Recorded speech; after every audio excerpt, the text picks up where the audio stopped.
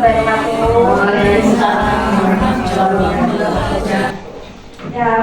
terhormat Kepala Sekolah TK Widyatama, Ibu Asbinda Dewi. Yang terhormat Ibu Ketua Komite TK Widyatama, Mama Ara.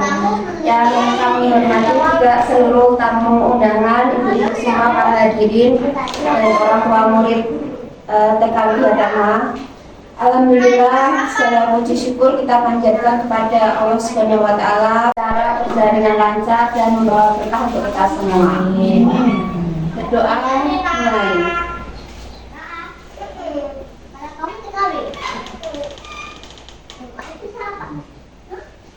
Doa selesai. Terima kasih. Untuk selanjutnya adalah acara ice breaking biar kita lebih semangat ya bunda-bunda semua. Monggo bunda silahkan berdiri.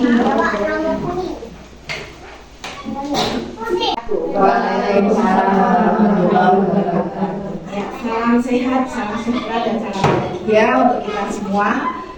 Bersyukur pada hari ini kita bisa bertemu dalam kegiatan diseminasi aksi nyata menerapkan budaya positif di lingkungan sekolah kita di TK Widyatama.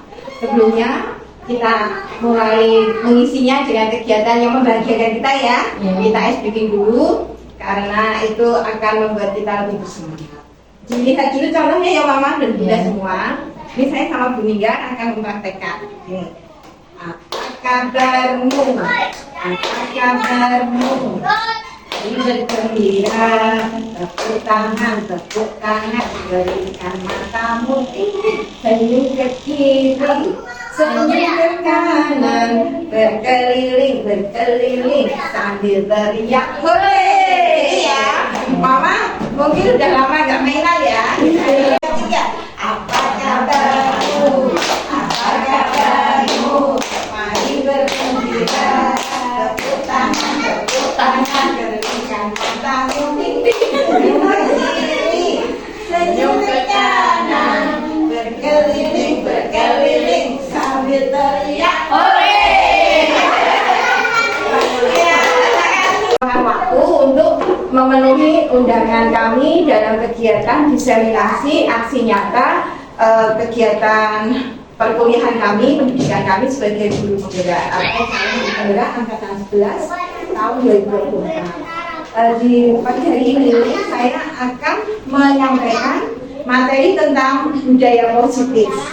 Nah, budaya positif itu ada dalam keseharian kita baik di rumah maupun di sekolah. Nah, hari ini kita sharing yang sharing untuk memahami dan menguatkan nilai-nilai budaya positif yang ada dalam kehidupan kita sehari-hari, khususnya untuk anak-anak kita. Karena penguatan budaya positif itu nanti akan kita sama-sama cermati, sama-sama gali, sama-sama identifikasi. Perlu nggak budaya positif itu dimunculkan dari anak usia dini? Terus apa saja yang termasuk dalam lingkup budaya positif? Nah, nanti mama-mama akan bisa saling mempelajari, saling memberi ilmu dengan materi penguatan budaya positif. Di sini saya sudah membagikan PowerPoint dalam bentuk file kertas yang sudah di-print, bisa dibaca nih Ma. Yang pertama tentang disiplin positif. Ya, budaya positif itu sebelum masuk ke disiplin positif ya Mas, budaya positif. Kalau menurut Mama, budaya positif itu apa ya? Ada yang mau menyampaikan gagasannya budaya positif? Apa yang siapa yang mau budaya positif? Kalau Mama Ara itu kayak dari cara orang tua yang mengajar ke anak-anaknya, dari guru-gurunya juga, sama lingkungannya itu mempengaruhi. Jadi kita kayak mengajarkan agama, terus pendidikan yang sosial atau sosial itu betul sekali Mama ya. Salah satu materi bentuk yang disampaikan Mama Ara, budaya positif itu adalah suasana atau hal-hal yang ada di lingkungan kita yang memang tujuannya baik, yang dilaksanakan oleh semua oleh lingkungannya, oleh sekolah maupun oleh orang tua di rumah maupun di lingkungan masyarakat. baik untuk tadi kegiatan keagamaan, kegiatan sosial maupun kegiatan olahraga, kegiatan seni yang muaranya adalah menguatkan hal-hal yang baik, hal yang positif. Nah, itulah budaya positif yang dijalankan oleh semua komponen yang ada di dalamnya. Betul sekali, tepuk tangan buat Mama Ara. Mungkin Mama Faris mau menambahkan? Mungkin seperti kayak pemikiran yang positif, terus kedua juga mungkin kayak apa itu etika, perilaku yang positif yang baik. Ya, betul sekali. Alhamdulillah, Mama di DKW Jatama sudah memahami tentang budaya positif, yaitu dari perilaku dan etika. Betul sekali, Mama harus menambahkan untuk budaya positif di lingkungan di mana kita tinggal atau beraktivitas.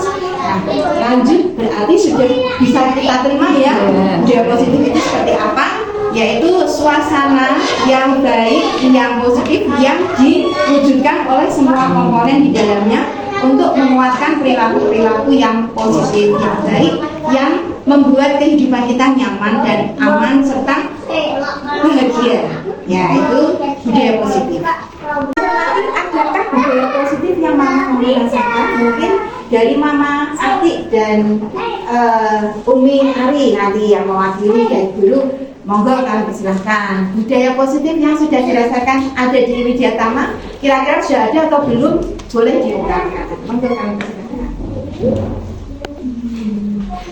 Untuk Mama, untuk Umi dulu ya.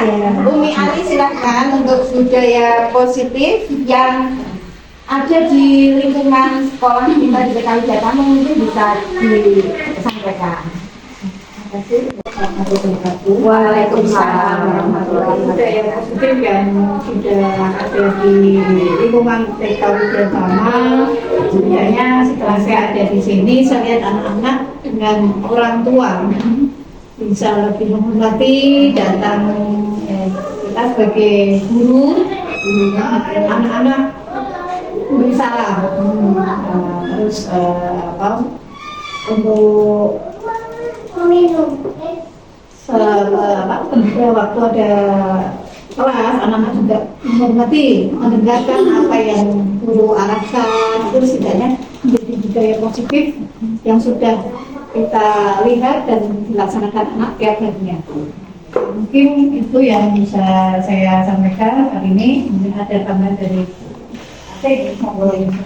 Terima kasih Umi. Alhamdulillah sudah ada budaya positif di lingkungan kita ya. Saya akan menanyakan kira-kira definisi tentang disiplin itu apa ya?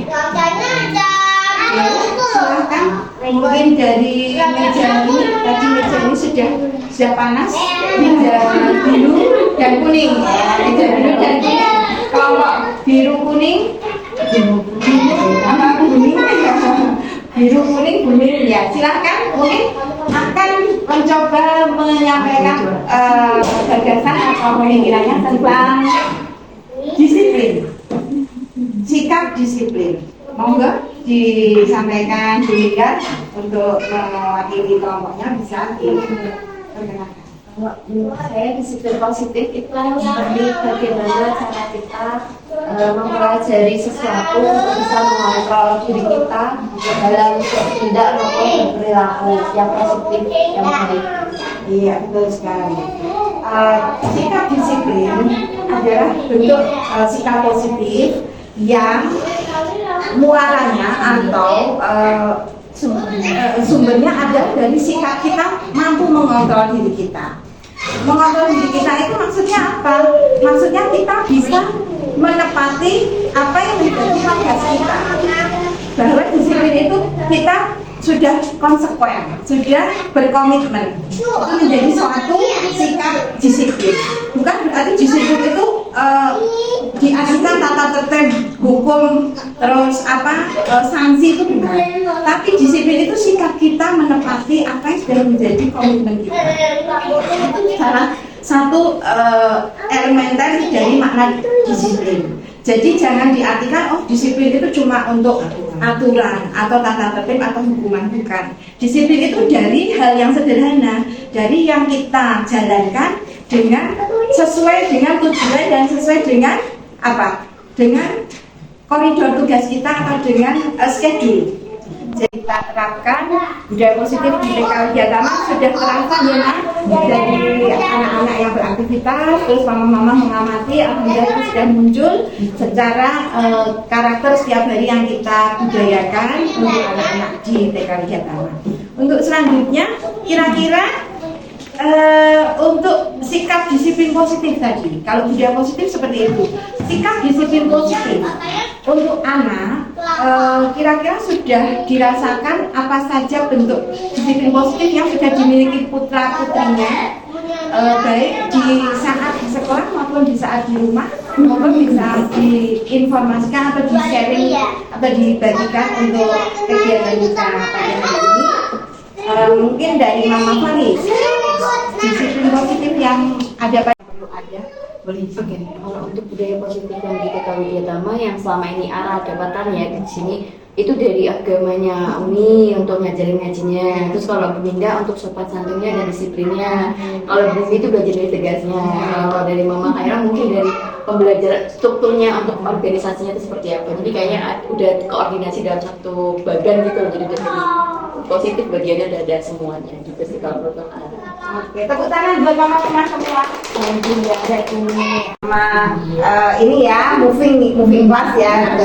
Tingkat kalau dikirim ada pesan. Monggo mama. Terima kasih. Jadi kalau menurut saya itu ketika mungkin pagi saya hantar itu saya lihat dia disambut sama teman-temannya, kadang dipeluk apa itu sudah sangat bagus sekali. Terus dengan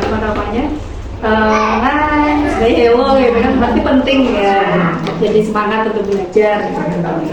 Alhamdulillah. Terima kasih Mama Ana, Mama Elan. Untuk selanjutnya mungkin Mama Ala, Mama Faiz juga boleh kalau mau. Contoh sekali disiplin pada anak. Terima kasih atas waktunya Bunda. Untuk menurut saya alhamdulillah yang sudah muncul di anak-anak yang saya amati juga ketika keseharian di sekolah, anak-anak itu sudah saling merespon dengan guru. Alhamdulillah sudah mau mendengarkan apa yang disampaikan oleh guru, sudah mulai memahami apa yang disampaikan, tidak cuek, tidak asik sendiri. Kemudian sudah bisa mulai fokus, anak-anak sudah mengerti aturan permainan, aturan antri, terus kemudian berdoa sebelum makan, doa sebelum belajar. Anak-anak sudah alhamdulillah sudah mulai paham. Kemudian sikap dengan sesama temannya pun alhamdulillah anak-anak mau berbagi. Jadi untuk permainan bisa diajak sharing dengan temannya, tidak berebutan.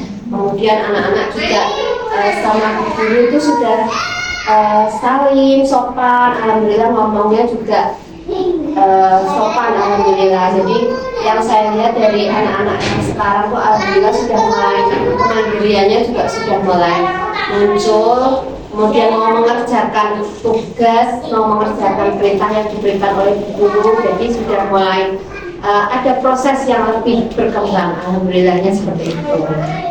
Terima kasih dari saya ya. Terus selanjutnya Mama Ana. Kalau misalnya agak merah, disiplin menurutku adalah mungkin dia udah ngerti untuk kamu ada PR, kamu ada tugas, kamu udah belajar jam segini. Jadi mungkin itu menurut saya. Tapi kalau disiplinnya kayak gimana aku belum tahu. Oke, betul. Ya, betul sekali. Terima kasih untuk sharingnya bahwa sikap disiplin positif pada anak itu betul berbeda-beda, tidak bisa disamakan karena setiap anak punya karakter, punya tahapan yang berbeda, dan itu sudah kodratnya anak. Jadi anak itu punya kodrat sendiri-sendiri yang ada di dalam dirinya, yang munculnya itu distimulasi oleh lingkungan. Jadi misalnya anak baru bisa disiplinnya dapat dua hal atau dua bentuk disiplin, ya kita bersyukur karena itu kodratnya memang baru mampu untuk memunculkan dua sikap disiplin. Tadi Ara sudah disiplin untuk belajar dan tahu PR. Jadi dia sudah muncul tanggung jawab dalam menyiapkan diri untuk belajar atau untuk mengerjakan tugasnya dari sekolah.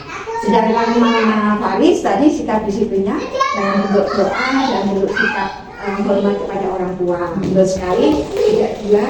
Kemudian sikap mungkin tadi waktunya makan bisa tahu posisinya, betul, cuci tangan. Jadi ada kesadaran kesehatan.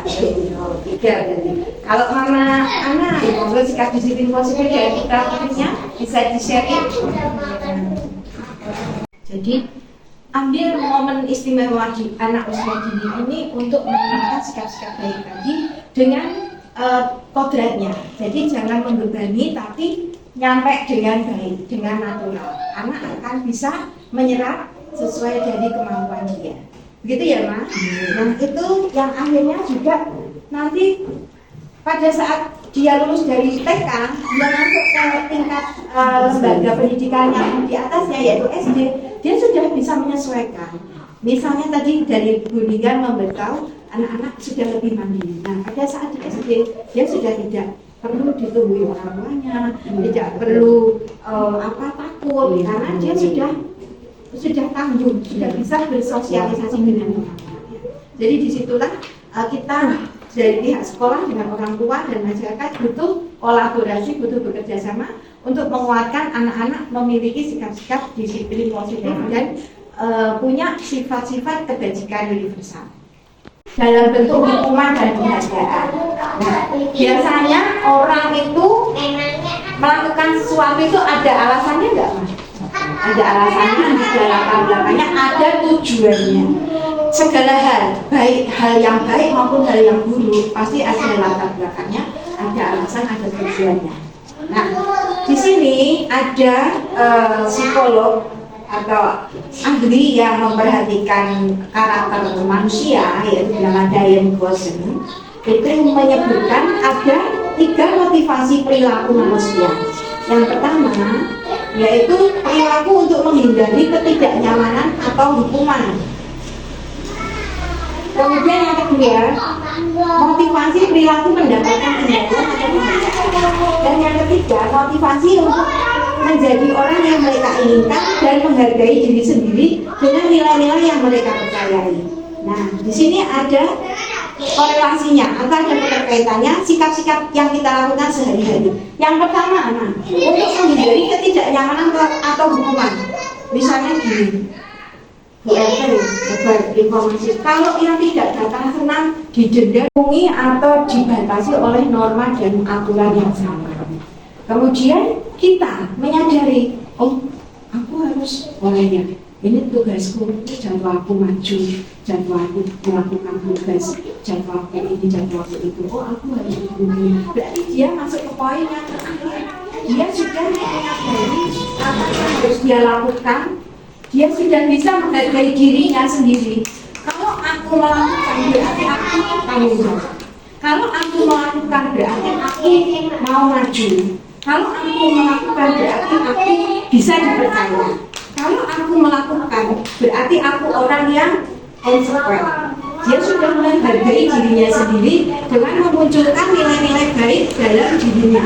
Ada motivasi intrinsik atau motivasi tersembunyi yang baik dari dalam hati seseorang yang menggugah orang itu untuk berbuat sesuai dari kebajikan universal yang disepakati secara komitmen, keyakinan kelas, keyakinan sekolah, keyakinan lingkungan.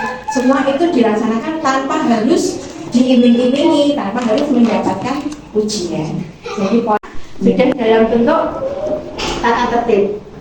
Itu menjadi aturan rambu-rambu keyakinan kita dalam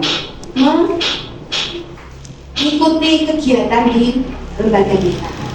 Nah, disiplin waktu, disiplin sikap, izin untuk yang tidak masuk, kemudian sikap menghargai, sikap menghormati guru, menghargai teman, sikap tolong menolong, sikap berbagi, itu menjadi sebuah keyakinan yang mama-mama juga sudah merasakan menjadi keyakinan kelas kita.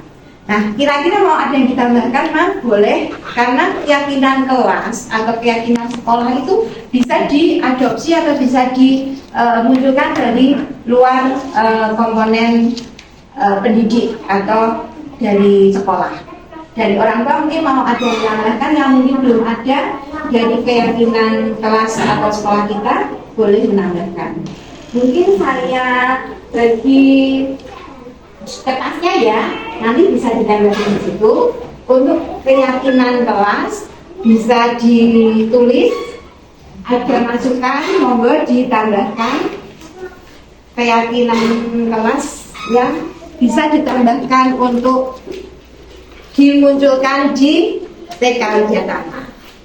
Tadi keyakinan kelas yang sudah ada di antaranya disiplin waktu, ya. Kemudian berbagi, anak-anak sudah mau berbagi. Kemudian anak-anak sudah tidak berebut. Tadi anak-anak mempunyai rasa peduli sama teman, berkasih sayang dengan memberi perhatian. Tadi Mama Anam ya, ini kan pada saat datang dipeluk temennya, disambut hai hello. Itu berarti keyakinan yang sudah ada di dalam sekolah dan sudah disepakati dan sudah dilaksanakan oleh anak-anak. Nah, pada saat tidak diwujudkan oleh anak akan kita ingatkan untuk melakukannya akan lebih mudah.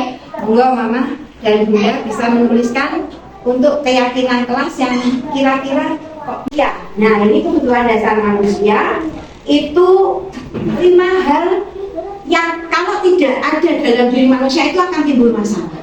Dan dia akhirnya akan muncul masalah karena 5 hal itu tidak dia rasakan, yaitu dia tidak merasa ada kebebasan, dia tidak merasa ada kesenangan, dia tidak merasa ada untuk menunjukkan kekuasaannya, dia seperti ditekan, dia tidak bisa diterima oleh lingkungannya, dia tidak merasa mendapat kasih sayang, dan dia tidak merasa kebutuhan hidupnya dicukupi atau bertahan hidupnya tidak terpenuhi. Ini semua menjadi problem sehingga anak atau kita manusia dewasa akhirnya menyimpang. Nah, bagaimana mengatasinya? Berarti 5 kebutuhan dasar ini harus kita penuhi. Mana yang tidak terpenuhi? Misalnya, anak merasa kebebasannya kurang. Misalnya dikungkung di rumah, tidak boleh keluar sama sekali. Akhirnya anak akan malah membantah atau bagaimana caranya dia mau mencari cara. Nah, makanya orang tua harus ideal menerapkan. Kemudian kesenangan misalnya anak baru senang gambar, biarkan dia, karena dia kodratnya, naturalnya baru pengen gambar. Kalau terus diambil, nah kamu gambar terus dari tadi, kamu kan belajar matematika, kamu kan belajar ini, kamu kan belajar. Oke, coba diikuti. Kalau anak-anak sudah mulai terlihat bosan, baru kita ingatkan, ayo istirahat dulu, ayo kita kerjakan hal-hal yang dia akan senang. Jadi di situ dia akan senang, dia akan lebih semangat. Kemudian bertahan hidup. Bertahan hidup itu apa saja yang dibutuhkan? Yaitu biar kita hidup apa saja?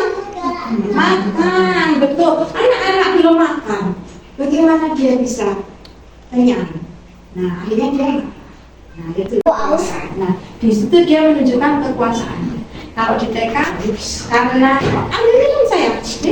Nah, kalau di TK, karena kita benar-benar masuk dalam konteks anak sebagai dalam konsep asasi asuh, itu kita ambil, kita luruskan. Tidak boleh seperti itu. Jadi harus saling memaafkan tadi, saling menyayangi. Nah, bagaimana kalau anak di luar tidak merasakan kebutuhannya ini dipenuhi, pasti dia akan muncul masalah. Nah, orang tua dari sekolah berkolaborasi bekerjasama mengamati misalnya ada masalah dalam hidup, kita harus bekerjasama untuk menyikapinya, menyelesaikan dengan baik. Di sini apa? Setiap orang itu punya dunia berkualitas. Masing-masing itu punya dunia berkualitas yang berbeda-beda. Dunia berkualitas yang saya rasakan nanti berbeda dengan dunia berkualitas yang Mama Amir, Mama Anan, Mama Anan. Misalnya dunia berkualitas, guru diharapkan minimal ada 2 sikap, yaitu guru sebagai pemantau karena berkaitan dengan tugas, dan guru sebagai manajer. Sedangkan guru sebagai penghukum itu jangan tidak boleh, karena akan membuat anak menjadi takut sehingga dia bisa jadi tidak datang ke sekolah lagi. Akhirnya dia tidak masuk, akhirnya bisa mogok sekolahnya. Nah di situ jadi orang tua pun mungkin harus mengerti sikap anak, apakah anak pulang sekolah happy, bahagia, ceria. Nah berarti dia di sekolah bahagia bersama guru dan teman. Tapi misalnya anak-anak cemburu, tolong dekati, kalau ajak sedih, ada masalah apa, nanti mama langsung komunikasi dengan sekolah supaya sekolah juga bisa membenahi. Dan kalau terjadi misalnya anak menumpahkan anak bisa pegang kenceng menumpahkan sesuatu atau meletakkan di benar, kita tetap harus mengajak anak untuk memperbaiki, bukan dengan cara menghina atau menunjukkan kesalahannya. Itu tidak boleh karena guru sebagai penghukum dan guru sebagai pembawa rasa bersalah itu tidak boleh dilakukan. Dan guru sebagai teman itu tanda kutip, manakala dibutuhkan boleh, tapi tetap harus ada batas yang membuat anak itu tetap menghormati gurunya. Begitu ya Mas. Jadi di sini 5 posisi kontrol guru kepada anak didik ditumbuhkan sehingga anak bisa memperbaiki kesalahannya dan tidak mengulanginya. Kan, yaitu restitusi namanya, untuk menguatkan sikap disiplin positif anak. Bagaimana caranya? Kalau anak misalnya bisa disebutkan mana apa yang dilanggar oleh anak, misalnya di rumah misalnya di rumah, misalnya anak mungkin ya dimintain tolong orang tua tapi tidak melakukan. Nah itu kan bukan berarti anak itu melawan orang tua juga, tapi mungkin kodratnya dia capek atau merasa kurang nyaman. Jadi itu kita tidak boleh membantu, tapi kita harus menanyai. Nah ini ada resepnya di sini, nanti kita jadikan. Nah terus di sekolah guru itu mempunyai peran sebagai fungsi kontrol, punya posisi kontrol yang melekat dalam diri seorang guru. Ada 5 posisi kontrol yang diemban oleh guru. Posisi kontrol ini ditemukan oleh Diane Boswell tadi, berpijak pada teori kontrol yang diteliti oleh Dr. William Glasser, psikiater dan pendidik. Untuk Dr. William Glasser itu menemukan teori kontrol yang menyatakan bahwa semua perilaku memiliki tujuan, bahkan terhadap perilaku yang tidak disukai atau ibaratnya perilaku yang menimbulkan dan jadi guru dan semua tenaga pendidikan dan juga semua masyarakat. Dalam hal ini semua apa yang menjadi tugas kebersamaan kita lakukan, otomatis rasa nyaman akan tercipta terwujud. Nah, kira-kira kalau ada yang melanggar, kita biarkan atau bagaimana kita sikapi? Ternyata di dalam pembelajaran modul ini kita sebagai guru dan sebagai orang tua itu diberi bekal ilmu bahwa menyikapi anak yang belum melakukan tugasnya atau melanggar itu ada alasannya juga. Jadi kita tidak boleh langsung ekstrem memarahi. Kita tidak boleh langsung kasar, kita tidak boleh langsung menjudge atau menghakimi anak itu berarti salah, anak itu berarti tidak baik, tidak benar, itu jangan. Terhadap orang tua itu juga demikian. Karena ada proses, ada prosedur memperbaiki sikap anak yang belum bisa melakukan tugasnya dengan baik. Nah, di sini yang pertama yaitu menstabilkan identitas. Bagaimana menstabilkan identitas? Setiap anak yang bersalah itu pasti dia akan merasa bersalah. Nah, kita jangan menjudge tadi, tapi kita menstabilkan identitasnya dengan cara begini. Loh, tadi kenapa? Kok melakukan hal itu kenapa? Iya guru, iya mama, iya mama paham, guru paham. Kamu melakukan tindakan itu karena itu wajar, setiap orang bisa melakukan kesalahan. Nah itu kita menetralkan identitas atau kondisi anak atau kondisi manusia yang sedang merasa bersalah karena melakukan pelanggaran. Bu guru juga pernah kok melakukan itu, kita mendukung dengan menguatkan perasaannya. Kita menstabilkan identitasnya dulu biar tidak tambah dong. Kita angkat dia untuk dia bisa posisinya bisa kita ajak ngomong. Ya itu namanya menstabilkan identitas. Bukan masalah itu dia bisa mencermati kejadiannya. Nah ini adalah tahap kedua, validasi tindakan yang salah. Kemudian anak juga menyadari, oh iya aku berbuat salah ya, iya aku sudah mengucapkan alat ini, misalnya seperti itu. Kemudian yang terakhir adalah menanyakan keyakinan. Nah dari sana anak-anak kita ajak, nah gimana? Padahal di kelas guru sudah bilang kan, kalau apa biar sekolah bersih, biar sekolah nanti habis mainan diapain? Dirapikan dulu, karena sudah ada keyakinan kelas. Kita ingatkan anak-anak untuk keyakinan yang sudah kita sepakati bersama. Merapikan mainan guru. Nah, berarti anak-anak harus ingat ya, besok lagi kalau habis berantakin mainan, bermainan, tidak apa-apa. Tapi habis itu dirapi. Nah, oke Bu Guru, ya tos dulu, tos. Kemudian masalahnya apa? Belum mandiri. Kita ingatkan anak untuk ingat keyakinan kelas kita. Nah, harus mandiri, nggak boleh rewel. Ayo yang pintar, anak pintar nggak boleh rewel. Anak sudah mandiri. Nah ini kita ajak mereka untuk ingat keyakinan kelas, sehingga dia akhirnya mau memperbaiki sikapnya yang berbuat salah tadi. Begitu ya Mas. Jadi segitiga restitusi maupun orang tua dan teman. Apa tujuannya? Untuk mendukung sikap positif anak, sehingga akhirnya budaya positif yang kita harapkan ada di lingkungan kita akan terwujud. Demikian Mama untuk materi yang bisa saya sampaikan. Semoga budaya positif yang sudah baik di TK Widyatama akan semakin baik dan semakin memperkuat karakter anak-anak di TK Widyatama, juga menguat atau menular di lingkungan rumah sampai di lingkungan masyarakat. Anak-anak dulu menjadi anak-anak yang memiliki sikap profil pelajar Pancasila. Demikian dari saya, mohon maaf kurang lebihnya. Untuk refleksi dan umpan baliknya, tadi mama-mama sudah memberikan umpan balik, nanti saya rangkai. Kemudian refleksi, nah saya butuh satu kata refleksi atau perasaan mama dalam mengikuti kegiatan hari ini sebelum kita tutup. Monggo refleksinya atau disimpulkan pada tadi termasuk hari ini sangat bermanfaat sekali ya, dan mengalami apa ya, masukan-masukan dari benda-benda tersebut banyak manfaatnya.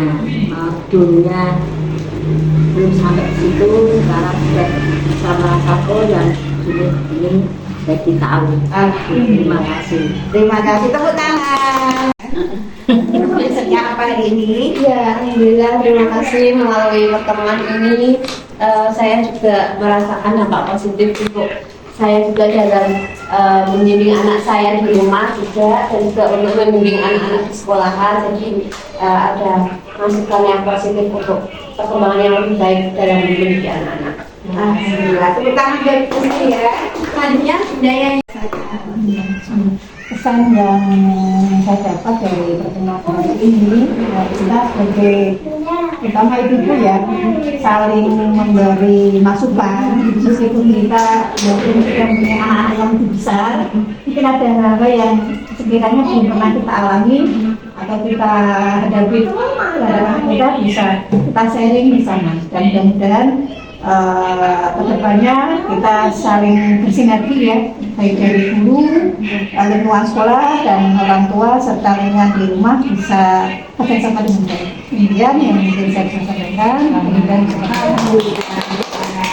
itu ada dapatnya ya Kak aku ya, karena kan aku orangnya suka emosian ya sama anak, jadi mungkin saya nanti bisa berberes terus habis itu bisa ngajarin anak sama kakak untuk nantinya kamu harus disiplin seperti ini, budaya positif yang kamu tadi yang kamu mau ngajarin seperti ini, jadi bisa menyampaikan kepada anak dan sama suami seperti itu. Alhamdulillah, tepuk tangan buat anak-anak. disiplin itu juga apa sebagai contoh itu karena kita belajar dulu jadi anak bisa tahu terus juga untuk kalau ada yang salah bisa diingatkan kembali jadi tidak marah-marah tidak menyudutkan juga anak tidak takut alhamdulillah tepuk tangan untuk Mama Sari. Kemudian Mama Ana sharing hari ini untuk membawa positif dari saya dan semoga nanti kedepannya dimanapun berada terlebih di rumah bisa lebih menyempurnakan lagi dari materi hari ini. Alhamdulillah. Tepuk tangan buat Mama Ana. Kita semua dan menambah kemajuan serta kebaikan dan kebahagiaan kita dalam menjalani kehidupan kita sehari-hari. Demikian sekali lagi terima kasih atas waktu dan kehadirannya. Ada salah kata dalam menyampaikan tugas, saya mohon dimaafkan. Yang kita simpulkan pada hari ini yaitu kita sebagai orang tua harus memberikan suri tauladan atau contoh kepada anak sehingga anak akan bisa mengambil sisi positifnya bahwa kodrat-kodrat dalam diri anak bisa muncul karena stimulasi dari orang tua dan dari lingkungan yang ada di sekitarnya.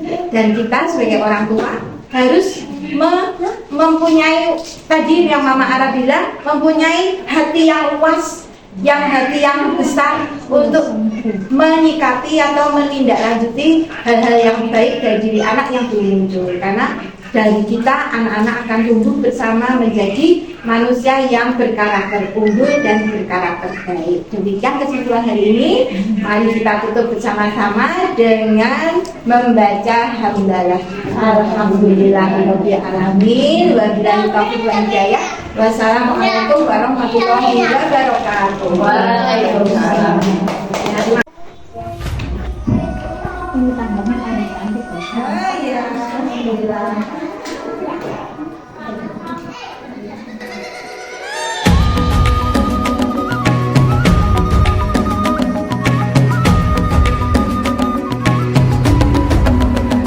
Bangun dan bukalah matamu, saatnya meraih mimpimu. Para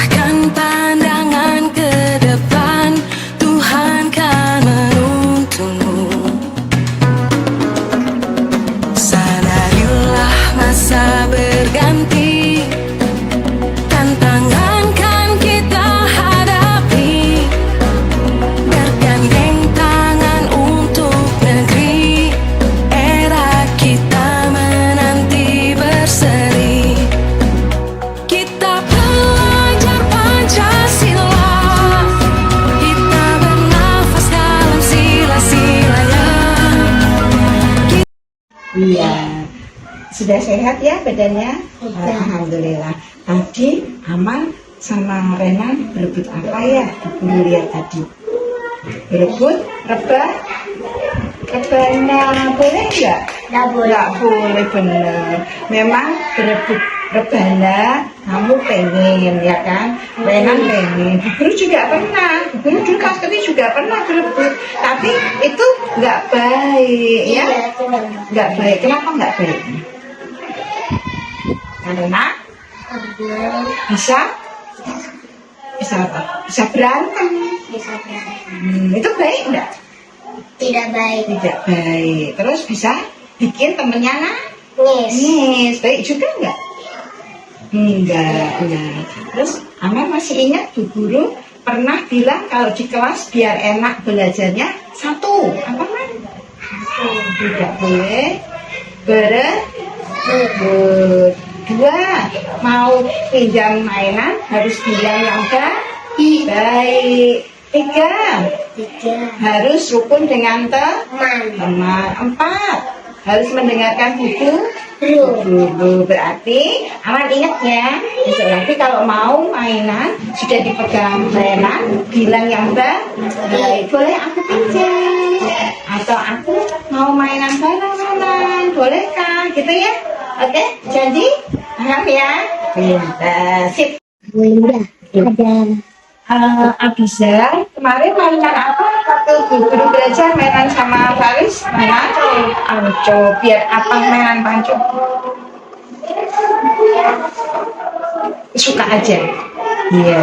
Terus kira-kira itu Bu Guru tuh juga pernah loh mainan panco waktu kecil. Terus juga Bu Guru memahami mungkin Abizar sama Faris lagi seneng mainan panco. Kira-kira kemarin itu Abizar sama Faris beneran apa main-mainan? Mainan. Terus itu baik nggak? Enggak. Karena waktu kemarin mainannya pas Bu Guru ngasih pelajaran. Kalau sudah tahu mainan panco nggak baik itu karena apa? Bisa sakit tangannya. pinter. Terus bisa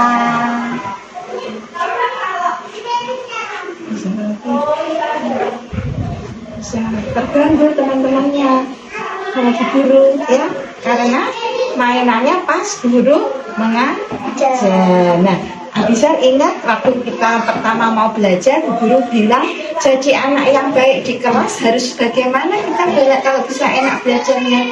Satu, nggak boleh cium tangan teman. Terus nggak boleh marah sama teman. nggak boleh marah sama teman. Terus mendengarkan Kan Bu Guru perintahnya. pinter. Berarti besok lagi Abizar tidak boleh bermain sendiri kalau Bu Guru sedang berbicara. Paham? Oke, janji? Ya, berubah ya.